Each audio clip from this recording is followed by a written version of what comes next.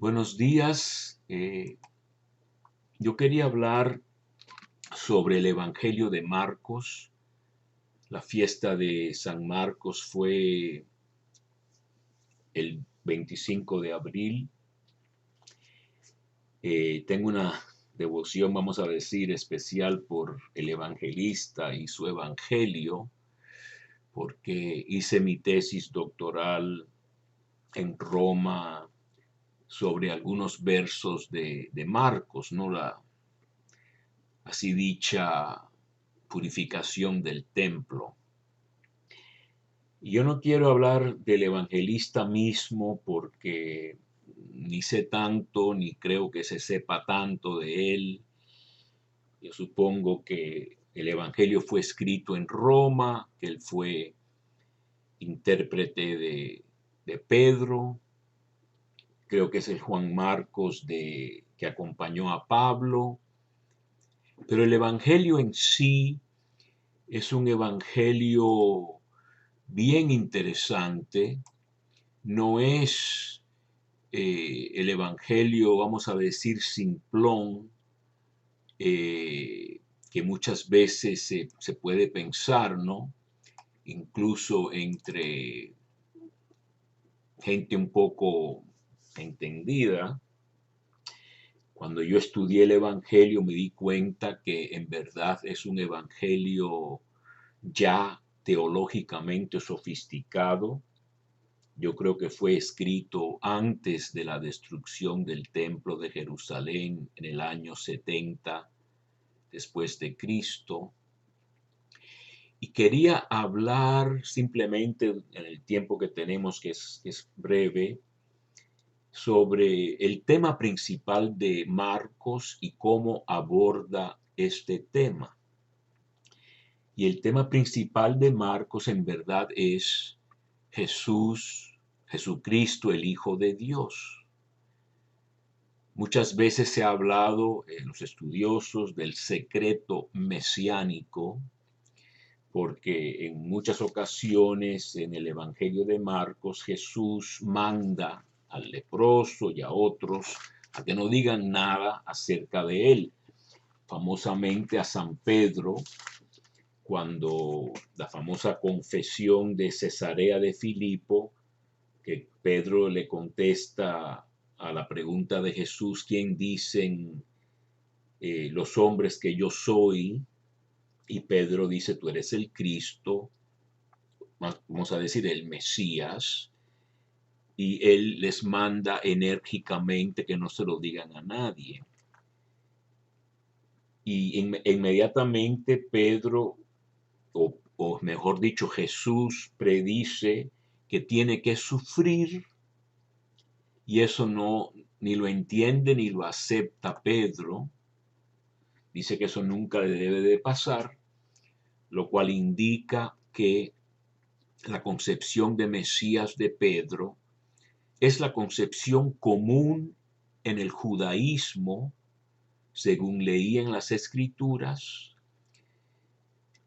que el Mesías va a vencer a los enemigos. El Salmo 2 mesiánico dice que les quebrará las cabezas, etcétera, ¿no? La venganza. El pueblo judío era un pueblo pequeño, sigue siendo, con muchos enemigos que lo persiguen, etcétera. Y las visiones que había de la victoria o de la salvación de Dios era que Dios intervendría para finalmente restablecer el reino de Israel. Dice Lucas al final del Evangelio, le preguntan a Jesús y al principio de Hechos de los Apóstoles, pensábamos que Jesús era el que iba a restablecer el reino de Israel. Por eso se mandan a correr todos los discípulos cuando arrestan a Jesús, porque no concebían este desenlace de la entrada mesiánica, vamos a decir, a Jerusalén. Ese arresto y ese sufrimiento, pues no lo entendían hasta después de la resurrección. Entonces, el Evangelio de Marcos, en verdad, un gran estudioso, el Martin Hengel, a quien consultó el Papa Benedicto XVI cuando el primer tomo de su libro salió sobre Jesús. Fue criticado por tener exégesis un poco ya fechada de los años 50 o 60, que eran los años en que Benedicto Ratzinger estudiaba los evangelios mucho, y le dijeron, pues esto no es lo último que hay en la exégesis, y se consultó a este luterano, muy, muy gran biblista, Martín Hengel, con H, y ya para el segundo tomo creo que estaba más al día. Y Martin Hengel fue el que dijo que el secreto no es mesiánico, sino el secreto del Hijo de Dios. Un poco diferente, ¿eh? Entonces, ¿cuál es el secreto este? Muy ligado a un concepto mesiánico, porque el Mesías era hijo de Dios. En la Biblia, en el Antiguo Testamento, Salmo 2, tú eres mi hijo, yo te he engendrado hoy. Así que el Mesías es hijo de Dios, como también hay otros hijos de Dios. Israel es el primogénito de Dios. Éxodo 4. Hay un justo sufriente en el libro de la sabiduría, que es hijo de Dios. Están los hijos de Dios en el libro de Job, también creo que en el profeta Zacarías y en otros lugares los hijos de Dios. Incluso creo que bajan en Génesis 6 a conocer a las mujeres humanas, etcétera, que es un gran pecado. Pero todas esas concepciones de hijo de Dios no llegaban a lo que será Jesús. Jesús va a ser el verdadero heredero, ¿no? Del famoso capítulo 12 de Marcos, de los viñadores homicidas. Envía Dios a sus siervos, los profetas, que los maltratan, y al final envía a su hijo querido. Y los viñadores dicen, agarrémoslo porque este es el heredero. Que es lo mismo que dice los primeros versos de la epístola a los hebreos, cuando dice que Dios habló de muchos modos diferentes en el pasado por medio de los profetas, pero en estos últimos tiempos nos ha hablado por medio de un hijo, o la Biblia de Jerusalén traduce del hijo, a quien instituyó heredero de todo, por quien también hizo los mundos. Eso ya rebasa por mucho a lo del Mesías, que para nada tenía esa naturaleza de por él se crearon los mundos, siendo resplandor de la gloria e impronta de su sustancia. Este Hijo es la imagen perfecta del Padre, y el que sostiene todo con su palabra poderosa. Después de llevar a cabo la purificación de los pecados, se sentó a la diestra de la majestad en las alturas, con una superioridad sobre los ángeles tanto mayor cuanto más les supera en el nombre, que dicen los estudiosos, mi profesor el padre Benoit, el nombre es nombre de hijo, con mayúsculota, una mayúscula, que ha heredado. El nombre que ha heredado Jesús también siendo heredero. Entonces el secreto mesiánico o del Hijo de Dios en el Evangelio de Marcos es que nadie sabe que la naturaleza de Jesús hasta que muere en la cruz.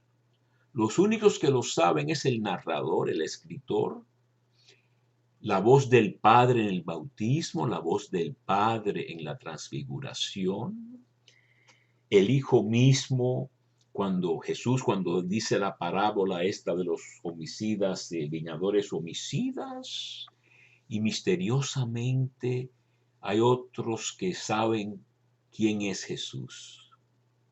Y lo saben porque tienen conocimiento preternatural, no humano. Y son los demonios. Y van reconociendo quién es Jesús en creyendo cada vez más. El primer endemoniado en el capítulo 1 dice, tú eres el santo de Dios, parecido a lo que dice Pedro en Juan 6. Después los demonios confiesan cuando Jesús los echa, tú eres el Hijo de Dios. Y finalmente el conglomerado demoníaco, que es el legión del capítulo 5, este endemoniado que vivía en las tumbas, y cuando Jesús le pregunta cuál es tu nombre, dice, somos muchos, me llamo legión porque somos muchos. Este desde lejos ve a Jesús y le dice, ¿qué tengo yo contigo, Jesús? Hijo de Dios Altísimo. Así que las confesiones de los demonios van creciendo a medida que se dan cuenta de quién realmente es Jesús. Pero el primer ser humano que reconoce quién es Jesús y hace como un sujetalibros, vamos a decir, con el primer verso del Evangelio, principio del Evangelio de Jesucristo, Hijo de Dios, es el centurión. Dice el capítulo 15 de Marcos que Jesús, llegada la hora sexta, que es mediodía, a partir de las 6 de la mañana, 6 horas después es mediodía, según esta manera romana de contar, hay oscuridad sobre toda la tierra. Jesús grita, Dios mío, ¿por qué me has abandonado? Le ofrecen de beber con una caña. Piensan que viene Elías a descolgarle, pero Jesús, lanzando un fuerte grito, expiró, y el velo del santuario se rasgó en dos, como el cielo se rasga en el bautismo de Jesús, de arriba abajo. Al ver el centurión que estaba frente a él, que había expirado de esa manera, dijo, verdaderamente este hombre era Hijo de Dios. Quiere decir que solo se revela quién realmente es Jesús como hijo cuando muere en la cruz. El Hijo amado del Padre, a quien el Padre no escatimó, lo entregó por nosotros. Como Abraham estaba dispuesto a entregar a Isaac, mi hijo amado, el Padre lo entrega. Y así se sabe exactamente qué tipo de hijo de Dios es Jesús.